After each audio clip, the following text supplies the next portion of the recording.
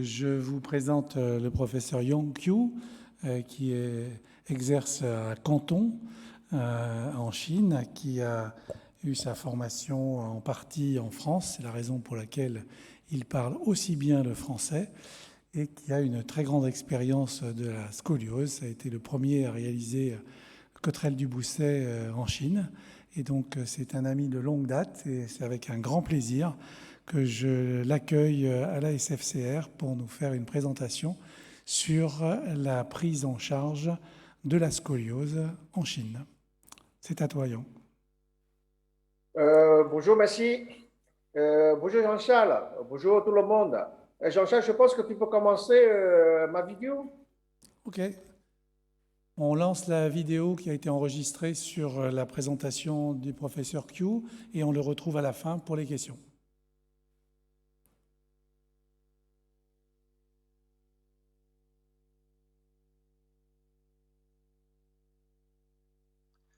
Bonjour le président de la SFCR et mes chers confrères français. Tout d'abord, je voulais remercier Jean-Charles Le Huec pour son invitation. Je regrette beaucoup pour ne pas pouvoir venir en France en raison de Covid.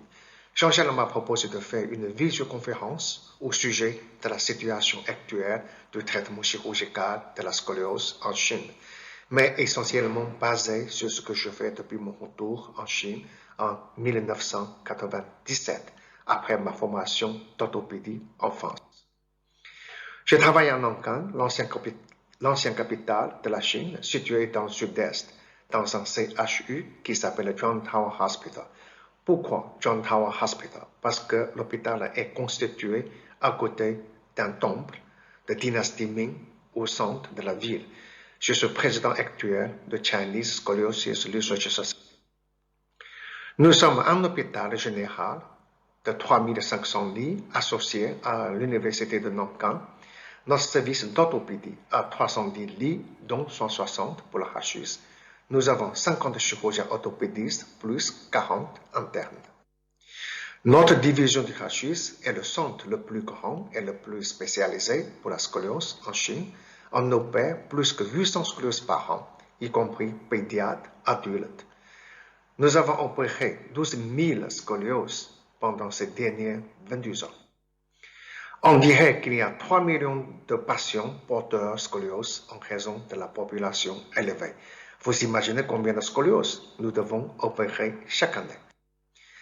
La chirurgie pour la scoliose peut être classifiée en 3 niveaux en Chine. Niveau 1, pour les petites courbures, essentiellement c'est la scoliose idiopathique, souvent dans des hôpitaux locaux. Niveau 2, pour les scolioses plus sévères, mais sans nécessité de faire une osteotomie compliquée. C'est fait souvent dans des hôpitaux régionaux, mais pas CHU. Niveau 3, pour les grosses courbures ou les scolioses complexes qui ont besoin d'une osteotomie agressive, principalement faite dans de grands CHU spécialisés. L'analyse montre que le nombre de scolioses à opérer est de 35 000 par an, mais on estime que l'on opère pas plus que la moitié de ces patients pour des raisons différentes. Donc, il nous reste encore une énorme population de scolioses à opérer. Nous, les chirurgiens du HUS en Chine, ne serons jamais en chômage. Le traitement chirurgical moderne en Chine commence assez tard. Je me rappelle bien de mon premier cas CD daté de 1997, 3 mois après mon retour en Chine. Je dirais que c'est le début de la correction en 3 dimensions en Chine. Vous voyez que c'est un montage typiquement français de l'époque avec des crochets, mais les résultats sont très satisfaisants à long terme. Je présentais les résultats de ma première série du CD en 2003 à Paris, représentant plus ou moins les expériences chinoises de l'époque. La technique de la correction la plus utilisée en Chine maintenant, c'est la technique de translation au lieu de la décotation comme il y a 15 ans. Pour les courbures lombaires ou tracholombaires, on les corrige maintenant par la voie porcelaine, pratiquement plus par la voie antérieure. Nous ne croyons pas que la voie antérieure puisse économiser un ou deux niveaux à fusionner. Pour la scoliose congénitale, la résection totale de la vertèbre, dite VCR, est couramment utilisée dans les mains des chirurgiens experts.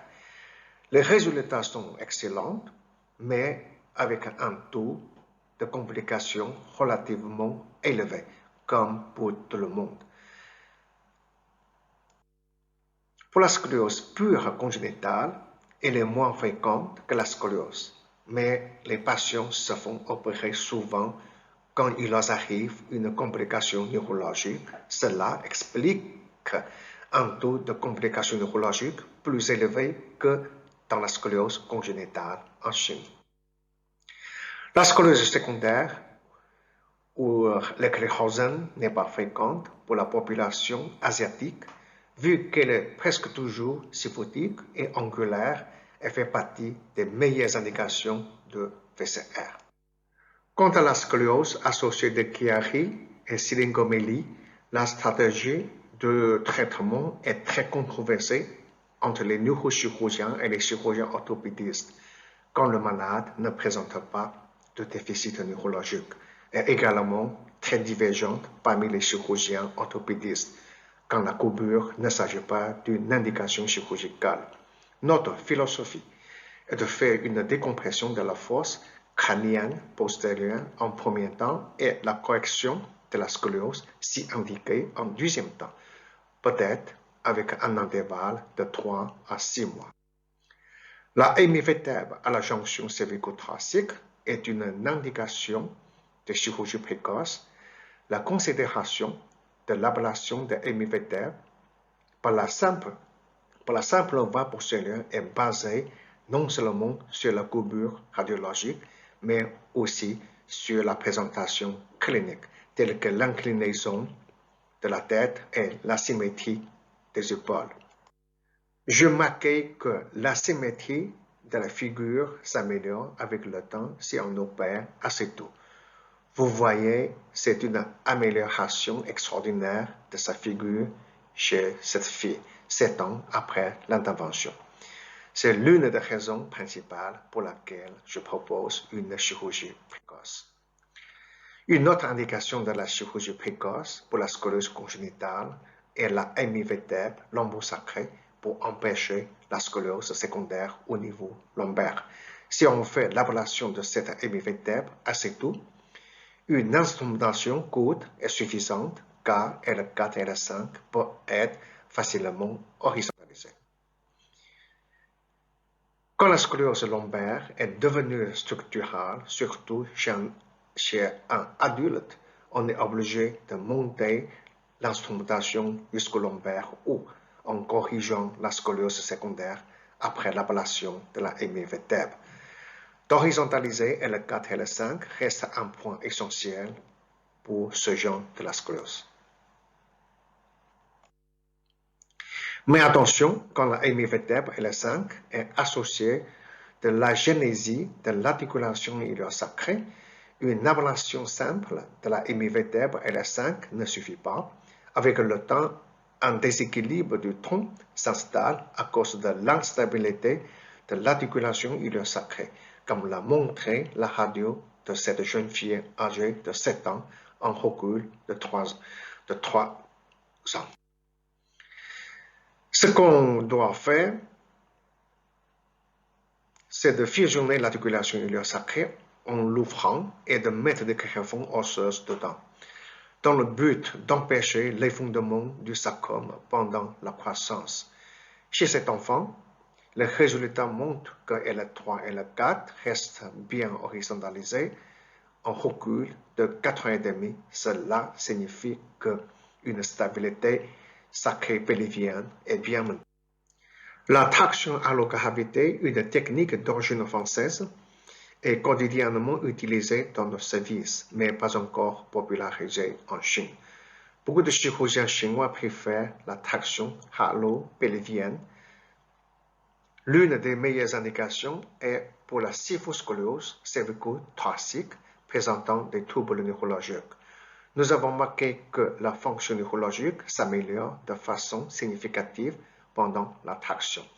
Chez cet enfant, il avait perdu sa capacité de marche en quelques mois avant qu'il soit venu me voir.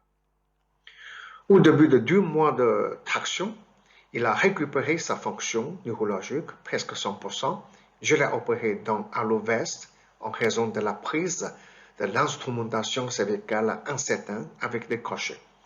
Le résultat à 6 ans de recul montre une fusion solide et une fonction neurologique tout à fait normale. Mais une leçon importante à apprendre. C'est un garçon âgé de 7 ans avec une kyphose congénitale angulaire à la jonction cervico-thoracique et trouble neurologique. Il ne peut pas marcher de façon indépendante. Après 2 mois de traction à l'eau-gravité, il a récupéré toute sa fonction neurologique, donc nous avons fait une fixation simple, pratiquement in situ, sans osteotomie agressive. Pendant 3 ans et demi, après l'intervention, le garçon a une vie normale, sans déficit neurologique. 4 ans après l'intervention, le garçon perd sa marche petit à petit. L'IRM montre que l'apex de la kyphose est en protrusion vers le canal à cause de la croissance continue de la vertèbre à ce niveau. Notre conclusion est qu'il faut exciser l'apex par la technique VCR quand le cartilage vertébral de la croissance est en position verticale. Bien qu'il y ait une amélioration neurologique après la traction, on a fait pour lui une révision en faisant une osteotomie VCR à l'apex. Nous avons encore des malades avec l'insuffisance respiratoire sévère, dont certains sont morts à l'âge assez jeune, à 11 ans, à 16 ans, à 42 ans. On utilise la ventilation assistée associée de la traction à l'eau-gravité. Leur capacité vitale peut s'améliorer rapidement. Cela rend possible une correction chirurgicale même quand il y a une hypertension de l'artère pulmonaire. Comme chez cette jeune fille âgée de 14 ans, elle est dépendante d'oxygène avec l'intervention. Maintenant, elle vit normale. Pour la sclérose neuromusculaire, on sait que l'essentiel est d'horizontaliser le bassin en corrigeant la coupure. On faisait souvent une approche combinée, c'est-à-dire la libération antérieure dans un premier temps, suivie par une correction postérieure avec des vis iliosacrées classiques. Alors maintenant, avec une osteotomie agressive de 3 colonnes, on corrige ce genre de scoliose avec voie postérieure simple, avec d'excellents résultats à long terme. Chez ce garçon, on a fait également une osteotomie délodosante à son cervical pour qu'il puisse voir, boire et respirer. Nous étions très ravis d'inviter l'autre fille à Nankin en 2016, faisant une intervention démo pour corriger une scoliose neuromusculaire à bassin oblique avec sa technique bipolaire. On va populariser cette technique petit à petit en Chine. Les résultats chez nous sont satisfaisants pour les patients non marchants. Quand la chirurgie moderne pour la scoliose se popularise en Chine, nous avons en même temps beaucoup de reprises. Pour la plupart des cas, on est souvent obligé de faire une VCR. Je remarquais que beaucoup de chirurgiens aiment mettre une prothèse artificielle ou une cage antisomatique métallique après VCR. Mais ce n'est pas souvent le cas chez nous. S'il n'y a pas un vide important en avant, on peut toujours essayer de faire une fermeture osteotomie os sur os. La kyphose ankylosante n'est pas fréquente en Europe, je pense. Une double osteotomie pied-sol nous permet d'avoir une correction excellente. Souvent, une osteotomie à L1, c'est le sommet de la kyphose, et l'autre osteotomie à L4. Si la prothèse de la hanche est aussi nécessaire, on doit corriger la kyphose avant de mettre la prothèse de la hanche pour la plupart des cas. L'une des complications intraopératoires est la subluxation au niveau d'osteotomie pendant la fermeture. Nous faisions une fusion supplément par la voie antérieure à deuxième temps pour remplir le vide vertébral, mais on trouve qu'il n'est pas toujours nécessaire. Avec le temps, une seule diffusion peut s'installer. Pour éviter cette subluxation, nous avons développé un instrument qui guide la fermeture d'osteotomie. Cette technique est bien écrite et publiée dans du textbook internationaux très connus. L'une des contributions de notre part à la chirurgie de la scoliose adulte est la classification de déséquilibre du rachis dans le plan frontal. Si la translation de la ligne verticale de T1 est moins de 3 cm, que ce soit à gauche ou à droite, on la définit type A. Si vers le côté de concavité de la courbure principale, plus de 3 cm, c'est le type B.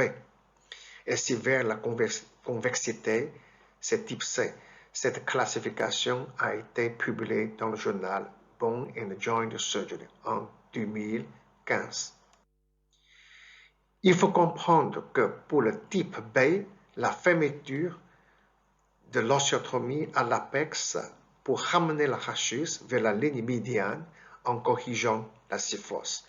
Mais pour le type C, cette fermeture peut conduire la rachis encore plus vers la convexité, exagérant le déséquilibre frontal. Pour le type A, donc, on peut faire une osteotomie PSO au sommet de la scoliose principale avec peu de risque de déséquilibre post-opératoire. Pour le type B, on fait pareil, pratiquement sans risque de déséquilibre après l'intervention, comme l'ont montré les radios de cette patiente avec 12 ans de recul. Mais si on fait la même chose pour le type C, on risque d'avoir un déséquilibre persistant après l'intervention comme celui-là. Ce qu'on doit faire est de faire une osteotomie distale en dessous de la courbure principale, sachant que le conducteur du déséquilibre est situé au niveau lombosacré. On a développé une vis à double tête en 2011 avec lesquelles on peut facilement redresser la rachis dans deux plans avec la technique de correction séquentielle. Dans un premier temps, on horizontalise L4 par une osteotomie L5 et la fermeture avec une petite tige en couleur rouge.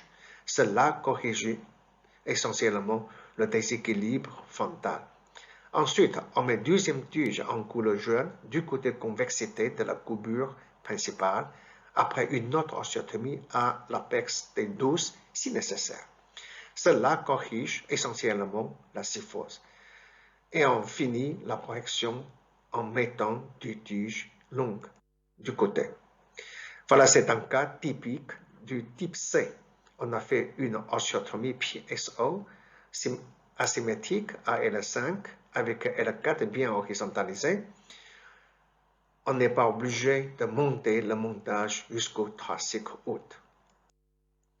La technique de correction séquentielle peut être utilisée dans des cas de scoliose congénitale complexe, tels que la hémivertèbre de L5 chez un adulte. On a eu 16% de fractures des tiges avec le montage classique à 2 tiges, à 2 ans de recul, et maintenant avec le montage type de Nankin à 4 tiges, on a beaucoup moins de fractures des tiges. Nous avons une observation intéressante.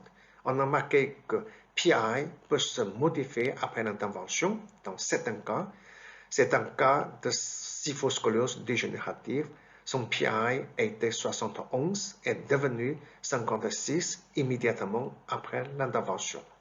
Avec le temps, PI augmente et retourne à son départ 71, mais avec deux tiges cassées. C'est un challenge ou concept français. D'après vous, PI est un paramètre constant anatomique. Donc, à vous de faire du commentaire à ce phénomène. Je pense que vous êtes curieux de la complication neurologique chez nous. En total, on a opéré 12 000 cas de scoliose pendant 22 ans. Nous avons 1,9% de complications neurologiques, dont 0,5% graves, un taux raisonnable et compatible avec la littérature. Nous avons une base de données pour les cas opérés très unique dans le monde. Toutes les informations des patients sont enregistrées, y compris les photos, les questionnaires et mises à jour avec le recul. C'est la raison principale que nous avons eu beaucoup de publications. Nous avons également établi une banque de gènes. Cela nous permet de faire une recherche fondamentale. Jusqu'à présent, plus de 60% de gènes susceptibles à la sclérose idiopathique sont découverts par notre équipe. Avec ces travaux remarquables, après mon retour en Chine, bien sûr, il ne faut pas oublier la contribution des chirurgiens français qui m'ont beaucoup aidé. Voilà la première visite de Jean Dubousset et une intervention démo en 1999. Depuis là, nous organisons un cours de formation sur la scoliose une fois par an. Jean-Louis Tassin en 2000, Daniel Chopin en 2002, et encore Jean Dubousset en 2004, Yves Cottrell en 2006, Philippe Pancel, Daniel Chopin en 2011, Jean-Charles Lehuec, Pierre Roussoli en 2012, Thierry Houdin en 2014, Robert Passuti en 2014. Une équipe française représentant la Sofcode a été invitée à la Sofcode, à la COA 2015, la France en tant que la nation d'honneur. La cérémonie d'ouverture de la COA s'est déclenchée sous la Marseillaise avec 1 minute de silence pour rendre hommage aux victimes d'attaques terroristes au journal Charlie. En 2017, une équipe française envoyée par la SFCR a participé à la COA. Cédric Barré est venu faire un cours scoliose de là-haut en 2017. En 2018, notre cours de formation nationale sur la scoliose a été organisé avec la participation de la SFCR. En 2019, nous avons fait le congrès national annuel sur la scoliose, aussi avec la participation de la SFCR. Nous avons bien partagé des expériences françaises. Grand remerciement à M. Mention, M. Dubousset, pour ma nomination à l'Académie nationale de chirurgie en 2017. Et également grand remerciement à M. Yves Cottrell, M. Jacques Dupac de l'hôpital Bichat où j'ai commencé ma formation d'orthopédie, M. Daniel Chopin, M. Michel Guillaume, M. Robert Passuti pour leur temps consacré à ma formation en France et surtout à M. Jean-Charles Lehuec pour son invitation. Merci beaucoup et bienvenue au musée des déformations du rachis.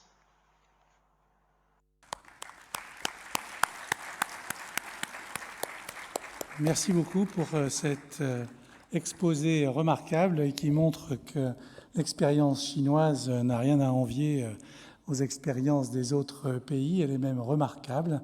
Et l'audience est ouverte pour des questions. Donc, si les questions sont posées, je les répéterai pour que tu puisses les avoir en direct. On a 5 minutes pour la discussion. Merci Jean-Charles. Qui veut poser des questions à notre ami? Moi, j'en aurais une. Est-ce qu'il y a d'autres centres équivalents au tien en Chine? Et est-ce qu'il y a l'ambition d'en faire d'autres? Parce que la population est répartie sur tout le territoire. Tu es dans une zone très concentrée en population, mais il y en a d'autres. Oui, il y a 2 centres à Pékin. Un qui fait à peu près 450 scolioses par an. L'autre à peu près 300-400.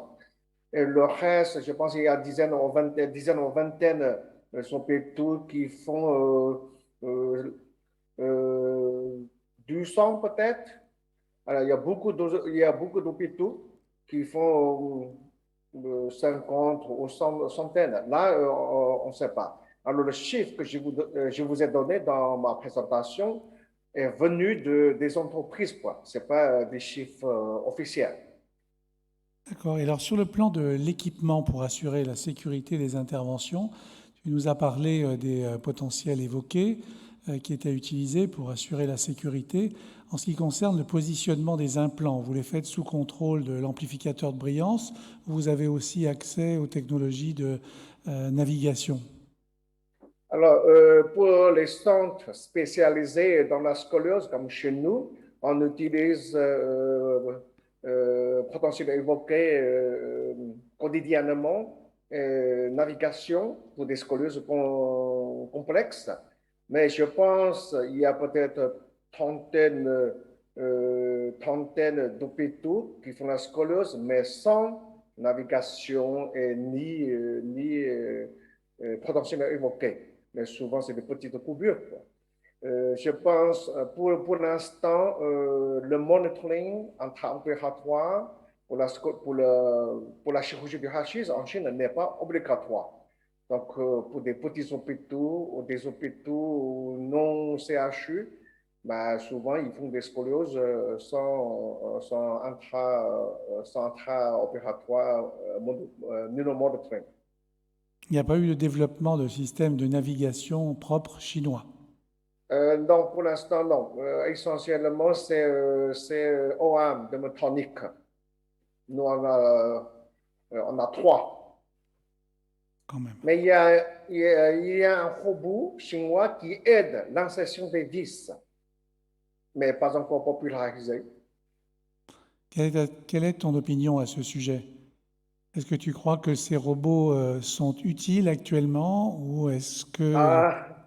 Pour le robot, je ne pense pas que c'est urgent pour nous. Pour l'instant, ce qu'il fait, c'est pour nous aider à insérer des vis. Donc, nous, on n'a pas de robot. Donc, pour nous, ce n'est pas urgent. Mais je ne sais pas comment ça évolue. Peut-être un jour ou l'autre, quand le robot peut faire quelque chose pour nous, bah, peut-être. Toi, tu as beaucoup de main-d'œuvre dans ton service, là. Et vous avez très nombreux chirurgiens. Ouais. Chaque semaine, ça fait combien? Une trentaine de scolioses opérées? Là, comme les vacances d'été arrivent, on opère 6 ou moins 6 scolioses, quelquefois 11 ou 12. Par jour? Alors, cet après-midi, j'ai ma consultation. Et il y a 35 scolioses en liste d'attente. Très bien. Tout ça, c'est assez remarquable, une belle organisation. Pour avoir visité ton hôpital, c'est vrai que c'est remarquablement fait. Et tout se fait dans le bon ordre. Il n'y a pas de désordre malgré le nombre de patients. Et on peut qu'être impressionné par cette très belle organisation que tu as mis en place, puisque avant il n'y avait pas grand-chose. Donc c'est devenu vraiment un centre de référence. Et je rappelle d'ailleurs que Yang propose de recevoir les chirurgiens français en formation à la faveur d'une bourse qui d'ailleurs peut être proposée par la Sofcote pour aller passer un certain temps en Chine dans son service. Alors bien entendu, avec la présence de Young qui parle parfaitement français, c'est devenu facile, mais il y a aussi quand même beaucoup de tes collaborateurs qui parlent couramment l'anglais. Et Jean-Charles, Oui, par contre, je voulais te poser une question. Par contre, je t'en prie. dans ma présentation, je parlais de le changement de PI après l'intervention. C'est une observation intéressante. D'après vous, le PI ne change pas. Comment tu expliques ce phénomène? Alors je peux donner une partie de réponse, mais je pense que dans l'audience, il doit y en avoir d'autres qui pourront en donner. On a constaté, surtout chez les sujets âgés, à qui on fait des montages longs, et en particulier les femmes, qu'il y avait une modification du PI en post-opératoire, sans doute liée à une certaine distension ligamentaire dans l'articulation sacro-iliaque. Ça a pu aboutir d'ailleurs chez ces patients à de véritables dislocations. Yann-Philippe Charles qui en avait publié 2, qui étaient assez remarquables, mais c'était des sujets âgés. Là, le cas que tu as présenté, c'était un sujet relativement jeune, je crois. Oui, 50 ans, 54 ans, je pense. Mais c'est 50. une bonne explication de ta part. Oui, c'est d'ailleurs la raison pour laquelle de plus en plus on favorise la fixation sacro-iliaque en même temps que l'acte sur la scoliose pour éviter les souffrances de l'articulation sacro-iliaque, puisqu'il a été publié que c'est variable en fonction des articles, mais à peu près 30 à 40% des gens qui ont des montages longs s'arrêtant sur le sacrum sans prise sacro-iliaque ont des douleurs sacro-iliaques. Ce n'est pas forcément une indication pour les bloquer, mais de plus en plus, la fixation sacro-iliaque se popularise pour justement diminuer ce type de douleur. Oui, Par contre, ça ne pardonne pas si jamais c'est fixé et que l'équilibre sagittal n'est pas rétabli. Là, le patient, il va avoir des PGK en grand nombre. oui. Oui, il y a une question. Allô, allô. Oui, vas-y. Ah, c'est bon.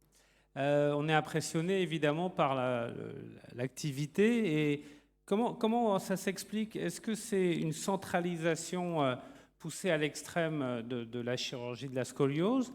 Est-ce que c'est, au vu de la taille du pays, une difficulté pour la prise en charge orthopédique de scoliose débutante dans certaines provinces? Comment, en dehors de la réputation de l'équipe, etc., qu'est-ce qui fait qu'on arrive à une telle activité sur la scoliose? Mais je pense que la première raison principale, je pense bien sûr, c'est la population élevée. Deuxième chose, c'est, comme vous avez dit, la prise en charge de traitement de la scoliose.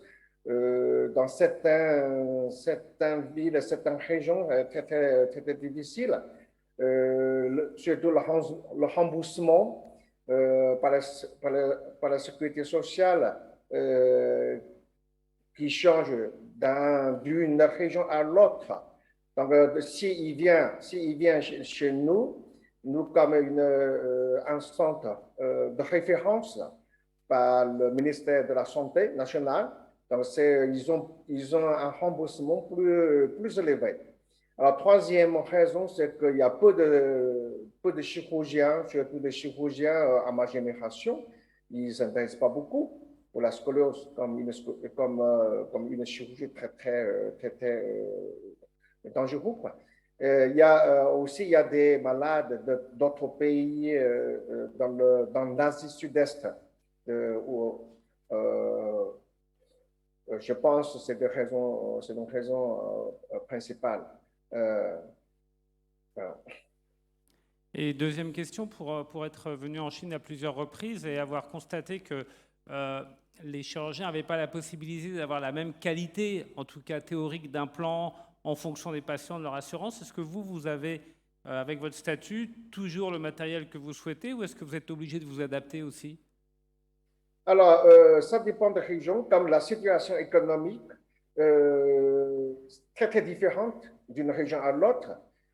Dans la région sud-est, les implants sont bien remboursés par la Sécu.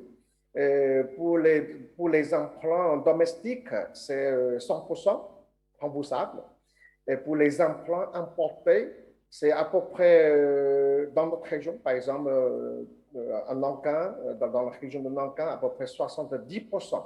10%. Donc, le reste, c'est la famille qui paye. Sinon, il y a certaines familles, certaines écoles, ils font l'assurance mutuelle à la famille. Mais souvent, les familles, ils ne prennent pas, quoi. Merci. Merci beaucoup, Yang. On va devoir clôturer cette communication très intéressante. Tout le monde a été impressionné par ta présentation. Et donc, merci beaucoup et à bientôt quand tu pourras revisiter la France. Merci Jean-Charles. Merci à vous tous. Bonsoir.